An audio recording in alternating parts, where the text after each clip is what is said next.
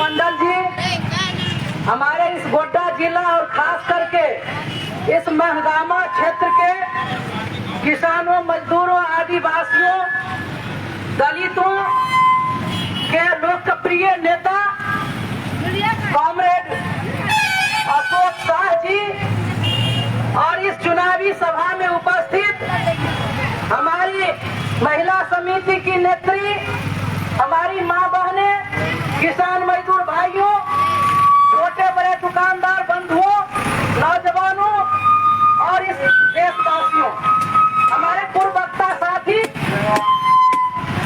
काफी विस्तार से तमाम बातों के तरफ आपका ध्यान खींचने का काम किया है। और आप जानते हैं यह लोकतंत्र का बहुत बड़ा महत्व है। जो लोकसभा का चुनाव है, 18वीं लोकसभा का चुनाव जो 7 चरण में होने वाला है, जिसका 6ठा चरण आज 25 मई को पूरा संपन्न हो रहा होगा। कई जगह खत्म भी हो गया होगा, कई जगह जो लोग लाइन में लगे होंगे उनका चुनाव संपन्न करा करके खत्म होगा। और अंतिम और 7वां चरण 1 जून को है, जिस चरण में हम जहाँ पर खड़े हैं, ललमटिया, महगामा और ये पूरे इलाके में जो राजमहल लोकसभा क्षेत्र की जनता हमारी बात को सुन रहे हैं, 1 जून को आप अपना मतदान करेंगे। भाइयों, हमारा मत इतना जो है हाजिर नहीं है, बल्कि हम जो हमारा ये मत बहुत ही महत्वपूर्ण है। हमारा अपने मत पर हमारा अधिकार होता है। हमें 5 साल पर मौका मिलता है और हम ये जो इस लोकतंत्र में जो सबसे बड़ा अधिकार, वोट डालने का अधिकार जो हमको मिला है, इस अधिकार को हमको जाति और धर्म के नाम पर देने से हम इस देश को न बेचे, इस देश को खतरे में न डाले। मैं सबसे पहले यही संदेश देना चाहूंगी। मैं यही कहना चाहूंगी कि ये बहुत, आपका वोट बहुत महत्वपूर्ण है। और इस बार का जो चुनाव है, ये 2024 का जो चुनाव है, ये चुनाव ये साबित करेगा इस देश का संविधान बचेगा कि नहीं।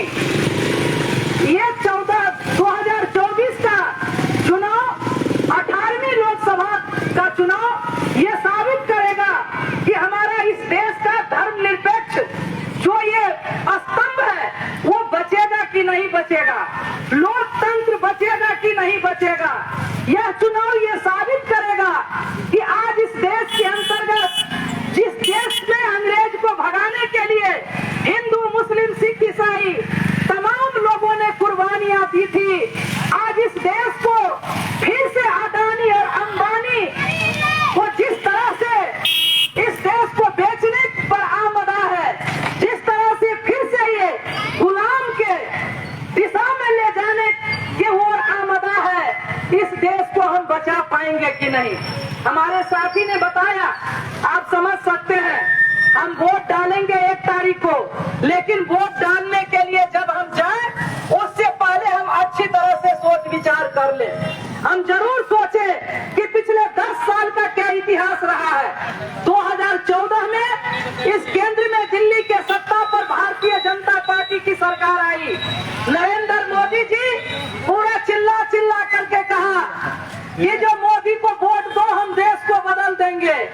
इन्होंने क्या कहा, सबसे पहले सबको याद होगा कि हमारी सरकार बनेगी तो सभी महिला के जनधन के खाता में 15 लाख रुपया देंगे।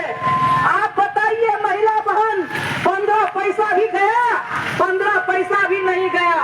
इन्होंने कहा कि प्रत्येक साल हम 2 करोड़ नौजवान को नौकरी देंगे, यानी 5 साल में 10 करोड़, 10 साल में 20 करोड़ नौजवान को नौकरी देंगे। ये इतिहास गवाह है। 5 करोड़ 10 करोड़ को तो नौकरी इन्होंने नहीं दे सका, लेकिन जो आज सर्वे हुआ है, वो सर्वे के अनुसार ये रिपोर्ट आया है, जो आज बेरोजगारी का रिपोर्ट आया है कि 12 करोड़ नौजवान बेरोजगार हो गए हैं। ये रिपोर्ट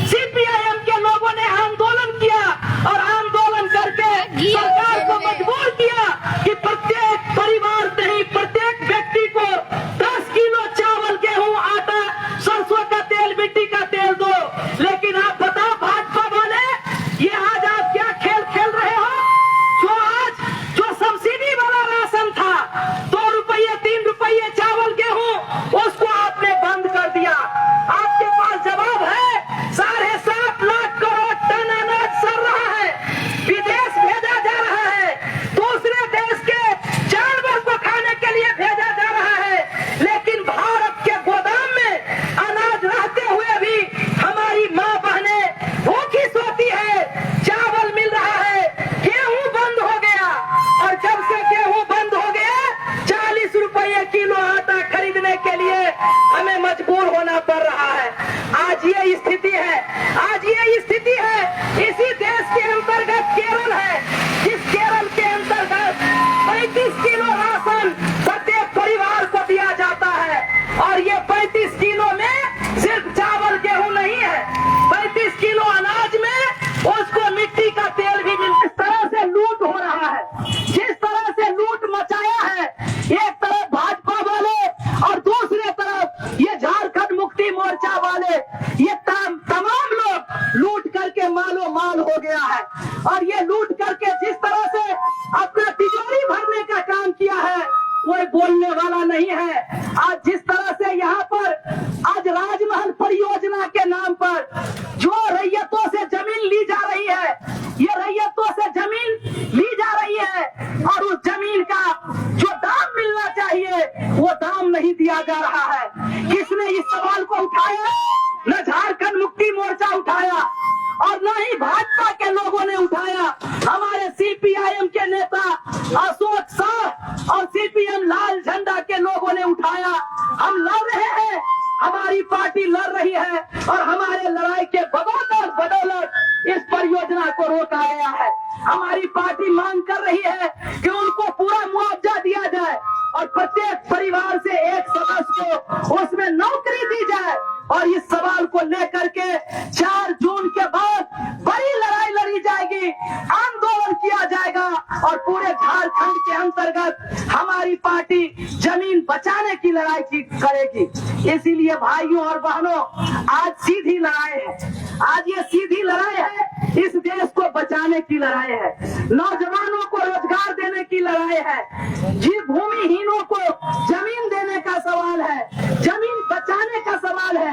आज किसानों के ऊपर जो हमला हो रहा है, आप जानते हैं, जो फैक्ट्री में एक मोमबत्ती तैयार होता है, साबुन तैयार होता है, उसमें मूल्य निर्धारित रहता है, दाम लिखा हुआ रहता है, लेकिन हम जो गेहूं पैदा करते हैं, धान पैदा करते हैं, उस पर कोई मूल्य निर्धारित नहीं रहता है, हम उसका दाम तय नहीं कर सकते हैं। व्यापारी अगर कहेगा कि हम 2000 रुपया क्विंटल लेंगे तो आपको उतना में देना पड़ेगा।